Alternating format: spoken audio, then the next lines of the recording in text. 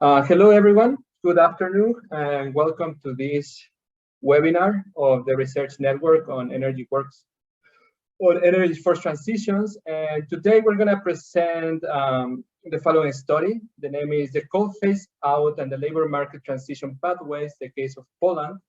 It is presented by Jan Frankowski, Jakub Sokołowski, and Joanna Mazurkiewicz. And I'm Luis Sarmiento. I'm your moderator. Just to start, I'm going to introduce very shortly the Research Network for Energy Workforce Transitions. This is a consortium of policy analysts and researchers from all over the world. The aim of this consortium is to evaluate implementable solutions to ensure just transition on fossil fuel-based sectors. It was established in 2018 by the London School of Economics. And right now, it encompasses 25 different research institutions spread all over the world. We're talking about North America, Europe, India, China, Australia. And the idea of this network is to bring together and identify the social and economic challenges that the transition to a carbon neutral energy system will bring on those communities who rely on fossil fuels for their daily livelihoods. Currently, the Secretariat is managed by my institute, which is RFS CMCC, the European Institute on Economics and the Environment. Just the rules of the game, your audio and your video will be deactivated. However, you can pose questions in the questions and answers box in the Zoom framework. If you need a clarification, just before your question, just write clarification so I can evaluate if I will interrupt the presenters for a clarification or if we solve all of your questions at the end of the presentation, right? And if you have additional questions that are too long to be written in the chat, you can raise your hand.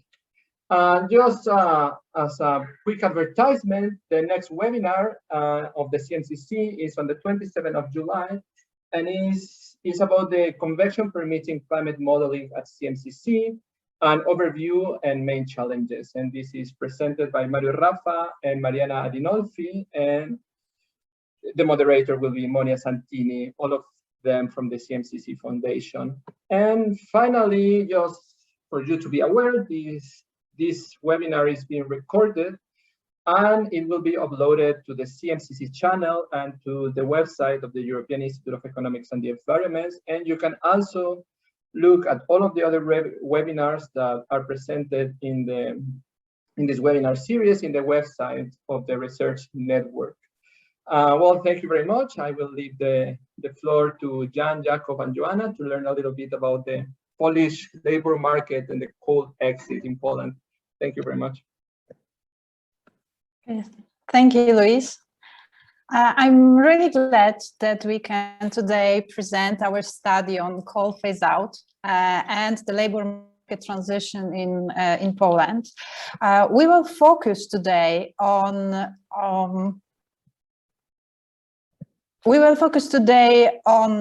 the hard coal mining.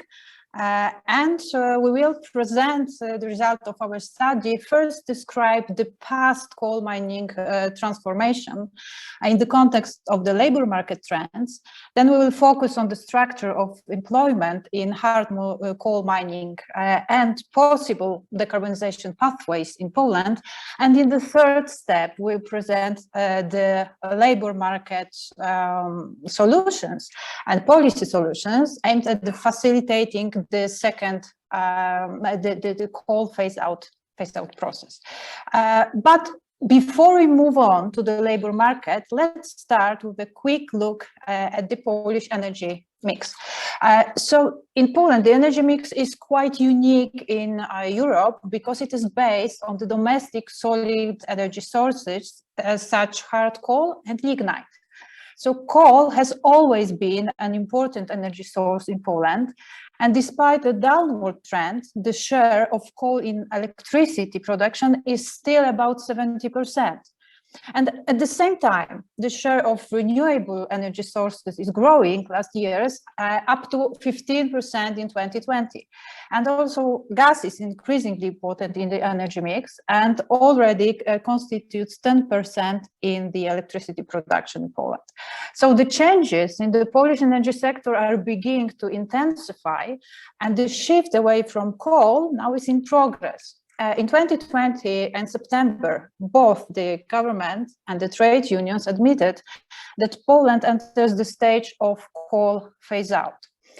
Coal production is clustered in Upper Silesia. This is the most urbanized region in Poland and the second large in terms of population and GDP. In Silesia, mining represents 7% of the regional GDP and is the fourth biggest economic activity. And the labor market is also dominated by industry. 78,000 people employed in hard coal mining constitute nearly 11% of all industrial workers. So this heavy concentration in a certain geographical area is a challenge for the transition process. However, the transition in hard coal mining industry is nothing new for the Polish economy because the structural changes have begun in 1990s. The main priorities for the coal sector transformation were to increase its productivity and profitability. And it was supposed to be achieved by the reduction of the workforce, closing down unprofitable collieries and adjusting coal production to the market demand. Until 1995, employment reduction was achieved through a hiring freeze. And since the mid-1990s, the process was supported by additional intensive and safety nets. The most radical reduction was carried out in the between 1998 and 2002 and was in an advanced labor market condition. The employment shift, the employment change in total employment was associated with the economic slowdown in the times, overall industrial restructuring, and also the expiration of the obligations contained in privatization agreements which were signed in the early 1990s. In coal mining, between 1990 and 2004, the 184,000 people were dismissed, 35 mines were closed, and production was reduced by half. So for people who lost their jobs in that period, it was very challenging and very hard to find a new job. The first branching point was the 2004 when Poland joined the EU, and it changed completely the institutional context of coal mining in terms of market regulation, in terms of overall market performance, and also in terms of state aid rules. So since 2005, employment reduction slowed down and the further restructuring was carried out in the much more favorable labor market conditions. Between 2005 and 2018, coal production decreased by 35% and employment was scaled down by 40,000 people. But this process was smooth and did not cause any social tensions. And the two periods differ in the intensity of the reforms and, above all, megatrends in the labor market. So in the first period of the coal sector transformation, more people were entering the labor market than was retiring. So the labor inflow was high and the labor supply was growing. In 1998, so at the time when the strongest reform took place in coal mining, closing down mines and jobs reduction created additional pressure on the labor market. And the second trend that is here with this plain line is the educational attainment. Quitting the coal mines was related to the loss of well-paid jobs requiring relatively low skills. So on the labor market, the number of job seekers was increasing, and especially among the people with relatively low education attainment, as you can see on the graph. In Poland, since the early 1990s, most of the population achieved only primary education. So this shows how difficult the market conditions on the labor market was during the first time of the coal mining transformation. And in the second phase, this picture has changed substantially. Since 2010, the labor supply growth was slowed down, and the educational attainment was improving. So in 2018, the Silesian population and also miners had higher education and higher competencies, which allowed finding an attractive and alternative beyond the coal. The reduction of employment in mining has released the additional workforce rather than created a structural labor mismatch. And what we are trying to show here is that the labor market outlook for the upcoming and future transition is much better now than it was in the 1990s.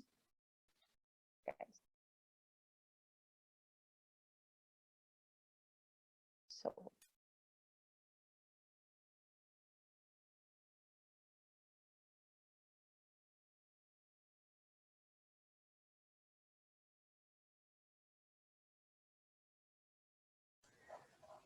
Okay, so I will take on and I will try to describe the current situation in Polish hard coal mining, the situation as of 2019, because this is the most recent data we are able to obtain from Polish mining companies.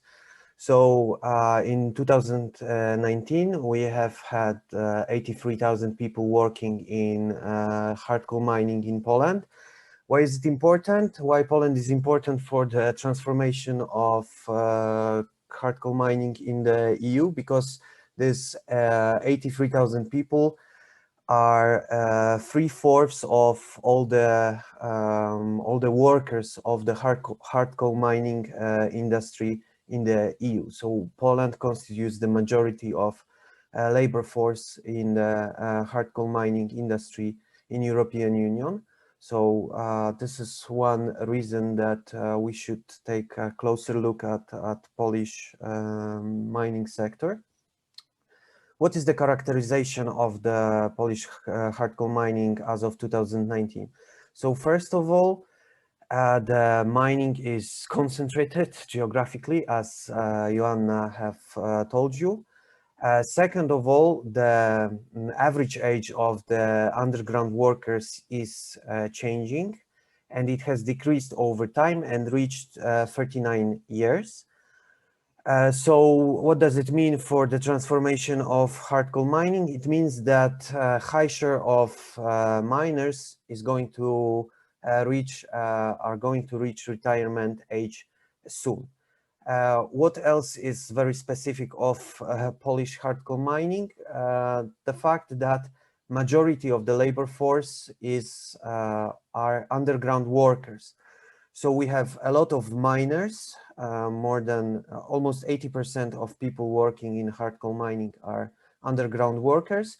We have some surface workers, which are engineering and technical supervision staff and administration workers. And what finally we have a lot of men, or majority of workers are men.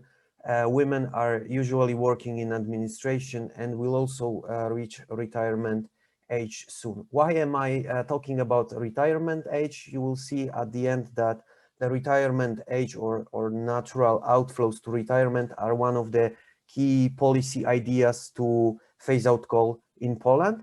So this is why we are focusing in very detail on the structure of Polish hard coal mining labor force. Second important element is the geographical concentration and the similarity of the employment structures. So Polish hard coal mines are very similar to each other. We have in our work, we have used a couple of similarity measures. And what we have observed is the fact that Polish hard coal mines are similar to each other in terms of age, education, and gender of workers. They are also very close to each other, located very closely to each other, as you can observe. So as Joanna already told you, the Polish hard coal mining is concentrated in one region of Silesia, and you can see that there are 6 sub-regions, we call them, that are also close to each other, and the location of particular mining sites is also closely located, which again, why we are focusing on that, because if we want to plan any support measures, we have to think about possible relocation.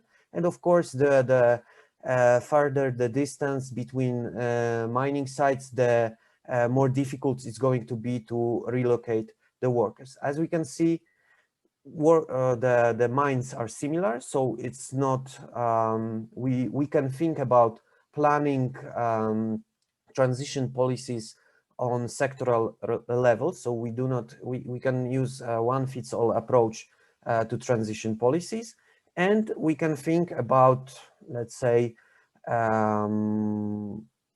some transition policies that may be more difficult to apply in countries where the location of mines is more distant. Finally, what we have not only looked at the past transition, as Joanna have described, we have not only looked at the current situation, which I was very briefly trying to explain, but we have also looked at possible transition scenarios in the future. So we have done a pretty straightforward exercise by looking at how the labor supply in mining is going to change. So we have looked at the natural outflows of miners to retirement, which is this red line without dots. We also have the demand for labor in mining, which is this pink line, which shows, according to Polish energy policy, one of the most recent strategies we have had published in Poland, how the demand for coal is going to change. So we can see what we have observed by looking at, once again, how the structure of employment is going to change due to outflows to retirement, so the red line, and Polish energy policy demand scenario, so the pink line. We have observed that by 2030, so in relatively short perspective, the number of workers employed in mining has to be decreased, has to be reduced by almost 20%, which is obviously a challenge for the policymakers. But Jan in a moment is going to explain that although it's a challenge, it's completely possible to achieve. And since we were focusing on the past transition experiences in Poland, since we have been looking at what the transition have been in the past, we also thought what it might be in the future. So we have looked at the forecast of labor supply and demand in the region of Silesia, so those 2 lines with dots, and we have observed that the demand for labor is going to surpass the supply at around 2025-2026. So then now, knowing this information, we know that we need to plan for different transition policies which are going to keep miners on the labor market, because we are going to have a deficit of labor in the region of Silesia. Therefore, we should plan different policies. So to sum up, the situation is more different than it used to be in the past, not only because of the more favorable economic trends, but also due to demographic changes and possible labor shortages. So knowing this information, policymakers should plan transition policies accordingly. And I give floor to Jan to explain what can be done to achieve this. Thank you.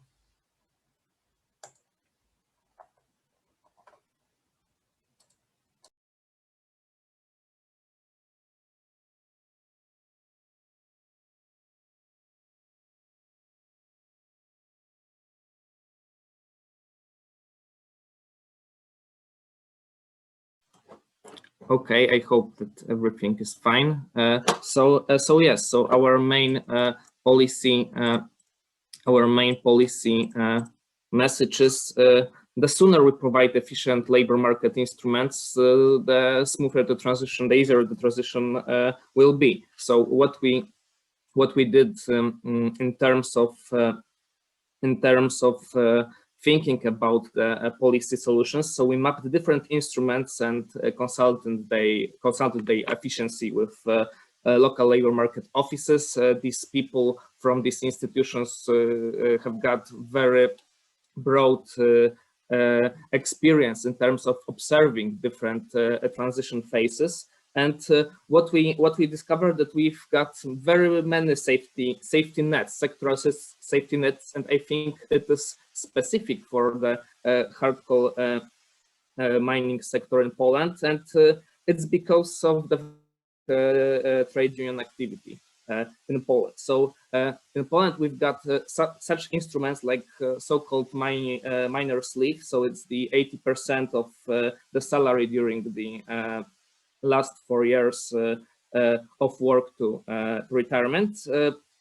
It's also what Jakub said, it's the possibility to relocation to the another coal mine. It's for example possible in case of going from steam coal mines to the coking coal mines with more stable job perspective, as the coking coal is still the strategic resource of the European Union, and they also can take severance one-off payments. And according to this social agreement, which Joanna mentioned at the beginning of the presentation, it will be something like 30,000 euro for the new start. So so being equipped with this money, miners can also start a new professional career. However, what we think, what we discovered is very limited incentives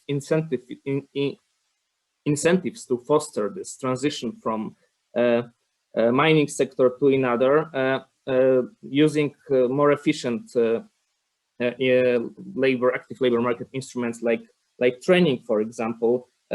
Especially as the region will soon need this well-qualified people in the industry. So it's not only the issue of helping people in transition, these people in transition, but also to keep the region competitive. So we discovered 3 main instruments as the most efficient ones in terms of conducting this transition, and in our opinion, they are also politically acceptable should be for as well as trade unions and miners, as well as the government. And maybe I will repeat something what Jakub and Joanna has said, but I would like to make it clear that on the basis of what we did in our paper, we state that the coal phase out in Poland seems to be easier to manage comparing to the other countries. So even though we've got this large number of miners, hard coal miners in Poland, most of them works in the industrial hub. So so the possibilities of transition for this to work, for example, in manufacturing sector, energy sector, and construction sector, which are also quite strong in that area, are higher, comparing, for example, to the other coal regions in Europe, like in Greece or in Romania. Moreover, we've got a lot of safety nets and also additional funds from this just transition programs to foster these programs. And what Jakub said, demographic trends also press the job market. So it is a different situation than in Indonesia, in India, or in South Africa in case of demographic trends. However, we can see another risk, that the region will lose the competitiveness if these very qualified people, because as Joanna said, also it was a transition in terms of education of miners. Their competence and skills, they will be very necessary also in the region. So the region will have a problem with all these qualified people will not retrain or choose early retirement. So it is the challenge. So what we propose now, so we would like to propose going down with the total number of employees, and we will start from cutting down mining classes in vocational schools, because they still exist in some towns of the Silesia, also because of the tradition, which is very vigorous on this area, and it's also another challenge of doing policy in Upper Silesia. And also introduce this rule of compulsory retirement for people who exceed the retirement age. 2 days ago, it was an accident. One miner in Katowice mine died, and he was 66. So he worked in a coal mine, but after this work, he decided to hire in the subcontractor. But maybe when he's got the right to retirement, and people in mining are no longer necessary in that amount of workforce, so it will be better to make it compulsory for people with retirement rights to stop hiring again, but in the subcontractor for miners. What we also propose is to support this more active labor market instruments like trainings and programs instead of this severance one-off payments, because the discussion about the instruments for miners was especially about these sectoral instruments like these early retirements, this one-off payments, etc. But very little was said about trainings and another active labor market instruments, and where we also see the chance in this relocation to the coking coal mines. Yes, because the relocation to these mines will keep necessary workforce on the market. So we also recognize this instrument as efficient. And what we also can see is that we need also intersectoral upskilling of engineering and technical supervision, because we will do this coal phase out in the near future. And also we need this group of people to close the mines. But these are also people in not so young. So it would be better to make upskilling these young miners to this engineering and technical stuff, as they know the mine, as they've got an experience, and it would be also easier for them to do this.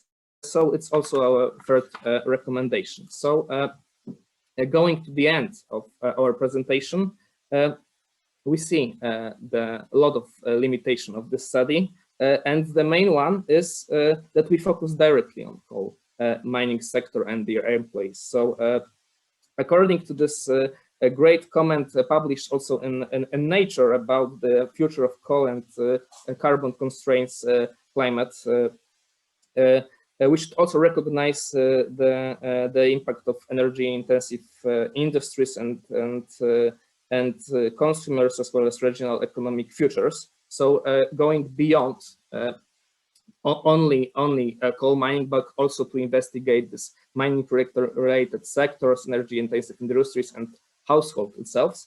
But we are doing it now. So now we are also analyzing mining-related companies and their employees, as is also the large group connected with mining industry. We also measure and calculate energy poverty and possible distributional effects of decarbonization policies in one of our projects. And we are also in touch with other researchers and stakeholders, and speaking with them and also consulting this just transition plans. So it's not like that we are sitting in the ivory tower doing desk research and modeling. We also present in our core regions, and happy to collaborate with other parties who are also doing so. And I think it's the moment where I have to stop.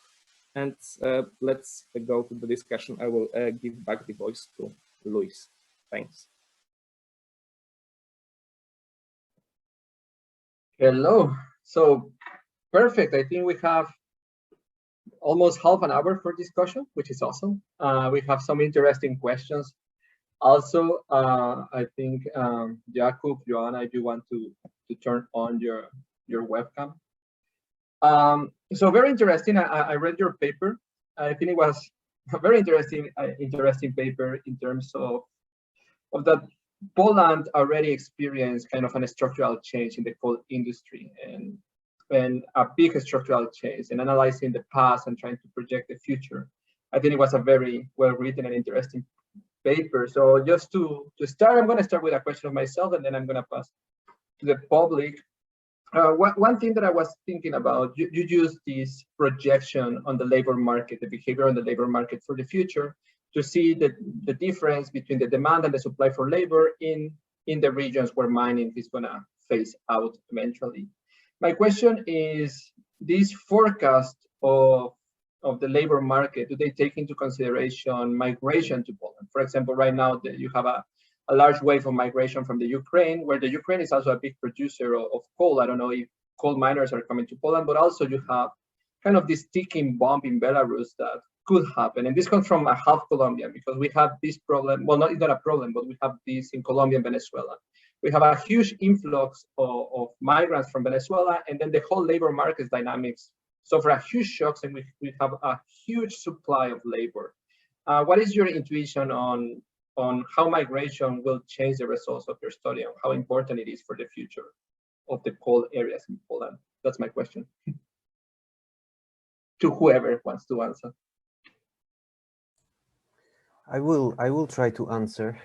Nevertheless, we are using the Polish labor market projection system. So there is a system of forecasting changes in the Polish labor market. Of course, the projection takes into account not only the demographic changes, not only changes in education, but also changes in migration, which is, of course, the most difficult probably, I can imagine, it's very difficult to project this part of the future labor market changes. Nevertheless, we have observed some changes in the past that may be to some extent similar, because we have had a quite substantial inflow of migrants from Ukraine. So probably if a similar situation happens, then the changes may the difference between the demand and supply of labor may be lower. Nevertheless, the difference is huge. By 2050, we will have 500,000 workers missing only in the region of Silesia, because what I have been showing is only for one from 16 voivodeships of Poland. So even if we observe a substantial change in migration patterns, even if we observe a huge shock and we have a huge inflow of migrants, still keeping skilled workers in the labor market is going to be a key. I have seen in the chat some questions about that. I don't know if I should try to address them. Well, let me address. If you want, I can kind of collect the questions from the public. I'm going to jump now to the public. So first, excuse me if I don't pronounce your name correctly, but Olga Kiulia is answering. First, how do you guarantee that minors that will take this re-education, like for example, to upgrade their skills, will receive a fellowship for this, let's say 2 years, will not leave the labor market if benefits from being an unemployed minor are relatively high? Like the idea is that they will just wait for retirement age instead of being involved in these education programs. Do you have any comments about that?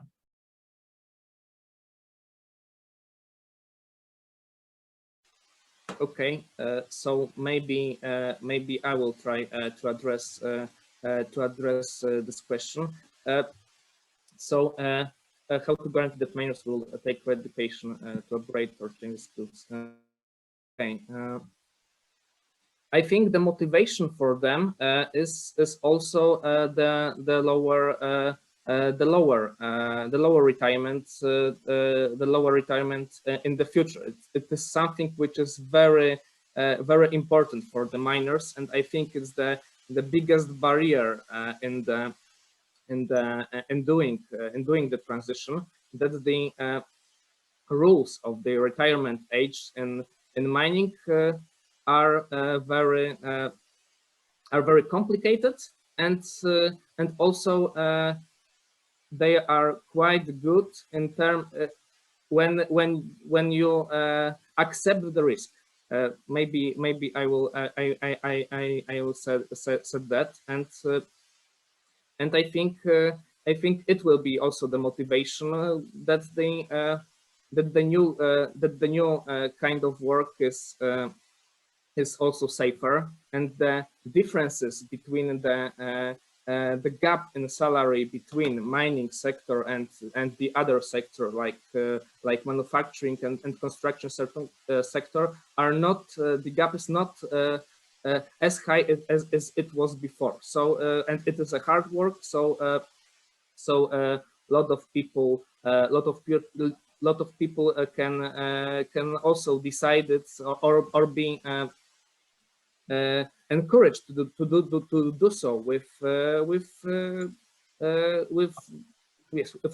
active labor market policies, for example. And we also found the businesses in which previous miners set up, answering also to the next question. And it's especially a construction sector. It's also a big sector in Poland, also manufacturing sector, and these sectors are similar in case of employment structure, and are strong in Silesia. Also automotive sector. I think automotive sector in Silesia is such strong as mining itself now. So I think so these are the possibilities to miners in this region, and probably we can see the more problems to the lignite mining regions rather than this biggest hard coal region in Poland. Maybe I will stop here. And like just taking into what you said about the wages, I have another question that goes more into like a labor markets perspective, and this comes from James Rising. And what he says is he tries to understand what the consequences of these differences between labor demand and labor supply that you mentioned in the paper are gonna have in terms of how much more money workers will get because of this displacement, right? So this is his question specifically. I'm trying to understand what it means for labor supply and demand to be different. Presumably, if there's additional demand, that will be more money paid to workers and more investment into capital. Have you looked into this? If I may address this question. So basically, we cannot look at just, if we are talking about mining, because if I understand correctly, this is a question specifically about the demand and supply in mining. So if we are thinking about mining, the political decision is already here. We don't want any more mining. So any additional investment is going to be the same thing as investing in education to have more miners entering the labor market and working in mines. So what we should do is rather speed up, increase the pace of decarbonization. So close some additional mines, invest in technologies that do not energy technologies that are not based on coal, and these are all the plans that have already been published in Polish energy policy as of 2021. So there is a political decision, there is a political will, there is support from the European Union, which says Poland has to decarbonize, and this is our starting point. So we are not really looking into any alternatives. We are not saying what can be the future of Poland with coal, how much longer can we sustain employment, can we sustain huge investment in capital. This is not our starting point. Our starting point is we have to decarbonize, and we are going to show you some possibilities. If you want to decarbonize by 2030, which is somehow probably possible, but would require a lot of attention, would require a lot of energy, would require a lot of funds, and would require a lot of administrative, I don't know, intelligence, wisdom from Polish administration, which probably is missing, looking at the transformation experiences, but somehow it may be possible. We are rather saying, okay, maybe 2030 is not possible, but look at the gap. If you want to decarbonize, how you said you want to decarbonize, because this is exactly the Polish government's plan from energy policy, you have to offer some policies to 15,000 workers. So we will have this 20%, it will be around, let's say, 10, 20,000 miners who are going to be in risk of losing their job because mining has to shut down. So we are not saying, okay, we are not really looking in any alternative like, okay, just pay them more or invest more in capital. No, we are saying close down the mine and move them to another mine that is more profitable, that can still operate, or as Jan have already told, to coking coal mines, because European Union says coking coal is a strategic resource and it has to stay. So there are some mines that we can relocate workers to. We are saying do not hire more miners, because by hiring new people, you are opening a possibility that you will have more people to somehow offer them retirement benefits or offer them any other support policies. And we are certainly not saying invest more in mining. No, we are saying invest less, hire less people, but do not leave those people behind. Yeah, like it was in the beginning of transformation. We are saying it's possible. It's not such an objective that cannot be achieved. We are looking at some viable alternatives, how to do it very quickly, less quickly, and how to not do it, because if you are going to say Poland is going to decarbonize by 2050, you are just basically waiting until all the miners are going to retire. But waiting 30 more years is it's not transition. It's, you know, like bleeding market. The market will take them out before anything. And then I think you partially answered one of the questions in the chat without realizing it, of Stephen B. Sorry. But no, that's perfect. And then I'm gonna go to a question by Luke Highwood. He thanks you for the interesting presentation, and he has two clarifications. First, are the changes in educational outcomes related to internal migration, or do you find similar trends throughout the country? And second, how strong is policymakers' desire to keep population numbers in the region stable? So whoever wants to. Okay, so maybe I will try to answer the second question.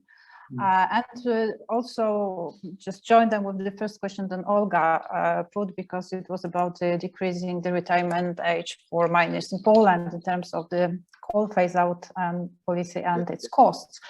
So maybe I will first start with the Olga questions, if I may, because I think that it's not a case to hire all the miners in a very quick time and let them just lose the job and be inactive and stay inactive on the labor market. And if we decrease retirement, that's what will happen, because people go for the retirement and they will stay inactive on a labor market. And this is the problem that Silesia already have. Because the activity in Silesia is relatively low. It is lowest than the average in Poland. So this is something that cannot happen in any case, because we'll lose the potential of those workers to keep on working in the other industries. And it also keeps the region lagging behind the other regions in Poland, and it will keep the population of the region. It is on. The population is something that the Silesia is struggling. So there is a huge policymaking desire to keep the young people stay in Silesia, and just to develop the new kind of activities to give them better opportunities for the job, for the living conditions, and also to stop this depopulation process. So this policymakers' decision are more strongly on the regional level, not on the government level. So the one who will lead this policy is the regional authorities. Okay.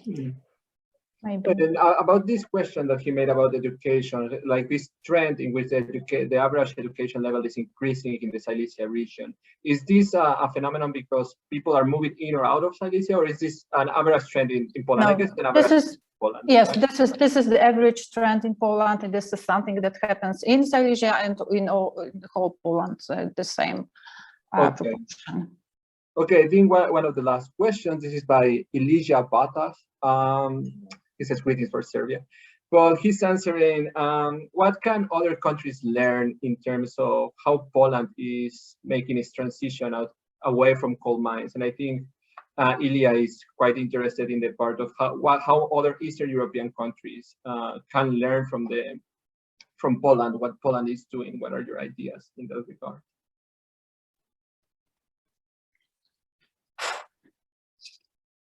Okay. Whoever wants to answer. I think it's a very general question, but whatever, not in a scientific perspective, but just for your perspective. Okay, so maybe I will start again and just ask Jakub at the answer. So I think that the first thing that is really important and that is happening now, but it was not present in the previous time of the transformation, is the cooperation between different types of authorities. In Poland, as I said, the coal minings are state-owned, so all reforms are carried out by the government, and the dialogue was between the government and the companies and the trade unions. So it was all closed in the one sector, and discussion was within only these three parties. And what is really needed is that we have to see that these coal mines and the labor market are located in a very specific area. So we need to take into account the regional authorities. We need to take into account the municipalities that are coal dependent, and the dialogue have to be split for the many stakeholders.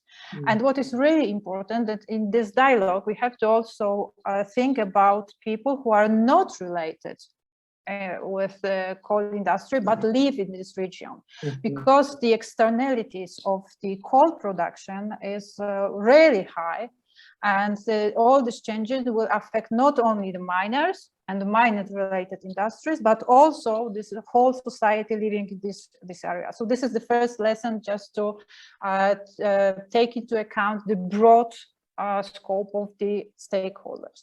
The another thing that is really very well seen in our studies is that we sometimes underrate the coal-related industries. And we have to see the whole market chain. Yes. And as we see now and in the previous times, the old policy solutions were concentrated, were focused on coal miners and coal mines. And all the coal-related industry, I mean, the suppliers and other firms cooperated with mines, were just leaving behind. They were left behind, and those companies, those workers, have to struggle with these problems by their own.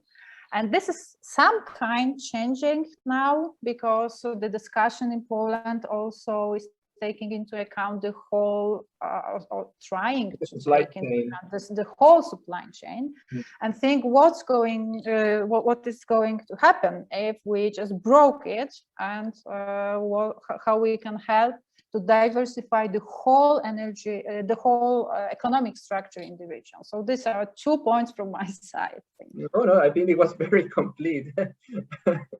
I think one of the final questions, and I think Jan answered this question partially when he intervened, is by Anna Good, and she's asking what kind of business should former miners set up, or what kind of business are the miners who lost their job maybe in the 90s traditionally set up in Poland?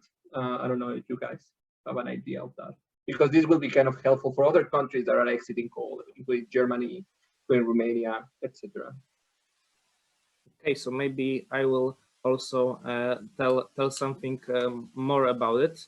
Till now, miners especially went to manufacturing and construction sector. However, I think also the construction sector connected with thermomodernization. It's something I think will be the most promising area, especially in the short term, as we are now accommodating new European funds, Green Deal funds, etc., and a lot of them are focused to reduce emissions in housing sector. So we find that that housing area is the one which can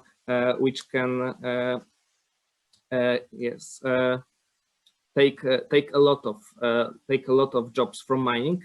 And we also did such simulations. How much jobs can be covered by thermomodernization programs in terms of their intensity, and we think it's more promising area than, for example, renewable energy sector, especially in Upper Silesia, where there is very limited area to locate photovoltaic farms, wind farms, biogas, etc. We are rather thinking about thermomodernization sector and construction sector, and I think it's pretty. It's a good sector to do this intersectoral transition, as it is masculinized sector. It provides relatively good wages in Poland, and also the competences required in this sector are quite similar in our opinions. And we also asked miners about it. We also did a survey 2 years ago in a big coal mine called ROF. We asked 300 miners about their preferences and construction sector and other energy sector, and as well as automotive sector, where these sectors with probably the most interested for miners if they have which to are big think in about Silesia, these sectors, right? These sectors are also big in Silesia. Yes. Okay, interesting. Well, I think we're done. We went through all the questions. I think it was we answered them all, so that's positive.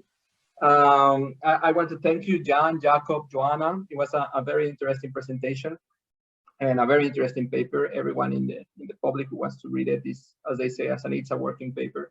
Very interesting and very complete. And well, have a lovely Thursday and enjoy your soon weekend. Thank you as well for the moderation, and we wish you all the best. Thanks. Thank you. Ciao, ciao. Bye.